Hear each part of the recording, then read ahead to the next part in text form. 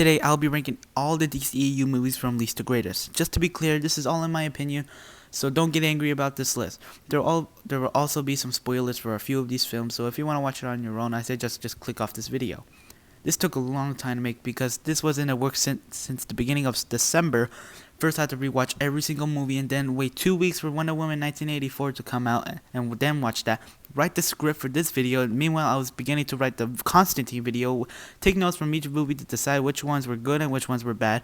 So please enjoy the video. God damn it.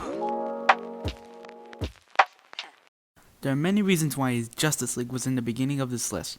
This movie was the biggest disappointment of the decade. This movie was directed by Zack Snyder, but mostly Joss Whedon. Zack Snyder left this project because his daughter committed suicide, but the movie had to go on, so Warner got Joss Whedon, aka the director from Avengers and Avengers Age of Ultron, so most of Zack Snyder's scenes were cut from the theatrical version. But the mix of Snyder's grittiness and Whedon's comedy doesn't mix well, and the team didn't seem like a team. But now the original director, Zack Snyder, has been given permission to release his full version of the Justice League on HBO Max, coming out on March 2021.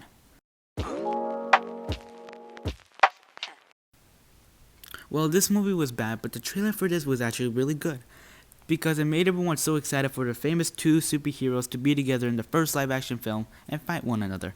But the problem about this movie was that Lex Luthor sounded more hipster than an actual villain. And Batman was actually killing people, which Batman is breaking his own rule. Batman never kills. And plus, the CGI for the Doomsday Monster was actually really bad. And the most famous thing of this movie was the Martha scene. The Martha thing.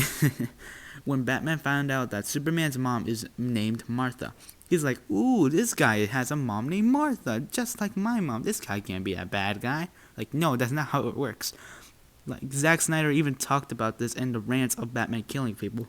And also, fun fact, this is actually a sequel to Man of Steel. So yeah, this is our second on my list. This was a movie I was really excited for when the trailer came out.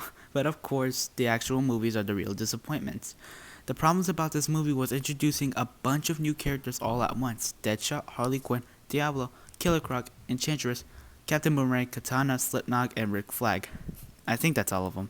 I'm sorry, because these characters are not that memorable due to their backstories not giving more attention. But the two characters that got more screen time and got more attention were Deadshot and Harley Quinn. I don't know why. Either they were important to the story or they were played by Will Smith and Margot Robbie. Either way, they did dirty to the rest of the Suicide Squad. But the biggest problem was that the Suicide Squad was just walking throughout the whole movie, and they walked and came across obstacle courses like a damn video game, which is like really annoying and disappointing because even Enchantress wasn't a good villain. I would have said that Joker could have been a good villain, and of course Warner Brothers told David Ayer, the director of Suicide Squad, he only had 6 weeks to write the script, and when they filmed it, they cut a lot of David Ayer's scenes, so now people are chanting for an Ayer cut after the Snyder cut. And I think that's it. Oh no. Oh no! Okay, so Man of Steel, aka Superman, wasn't that bad, but also wasn't good either. I see what Warner tried to do with Superman, try to make it like the Dark Knight. But the thing is that Superman is much more colorful and a brighter hero. Man of Steel to me is kind of enjoyable from all the action scenes, but not best at the comical moments. One problem I do have with the film is that Clark's Earth's dad said to hide his powers, because they don't know how the world will react to him. But his Kryptonian dad tells him to show his powers and help people. Now this is the thing. This is Superman's movie, so he should make his own decisions. Not to mention a bunch of city destruction and the build up from this entire movie just to end it off with Zod's neck being snapped.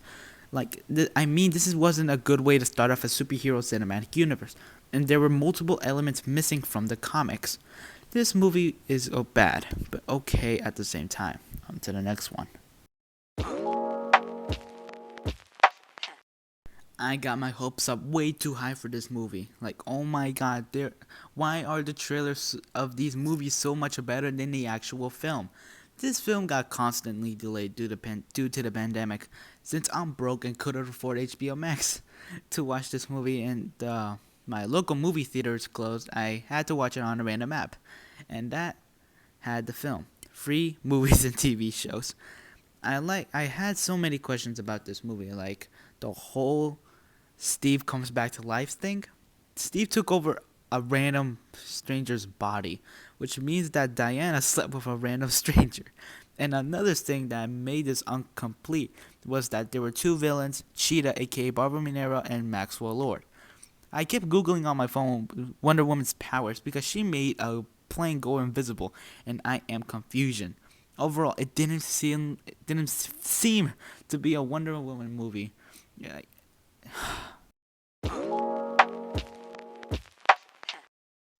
Birds of Prey was going to be before Man of Steel on this list. I liked this movie a lot, but there were things that were bothering me. One, this movie is rated R, which means there's a lot of bloody scenes, like, for example, they cut people's faces off. Two, this is basically a Harley Quinn movie, not a Birds of Prey movie. Third, actually, this makes me laugh that Jared Leto wasn't called back to play Joker, but not was mentioned and even had a cameo. Third and a half, this is a movie that takes place in Gotham City, and Batman didn't even have a cameo. Wasn't even mentioned, actually one time, but who cares? One good thing I like about this movie is Black Mask. Ewan McGregor was a great choice for this role. He's like if Lex Luthor was actually really good. Overall, this goes on to number 6 of my list.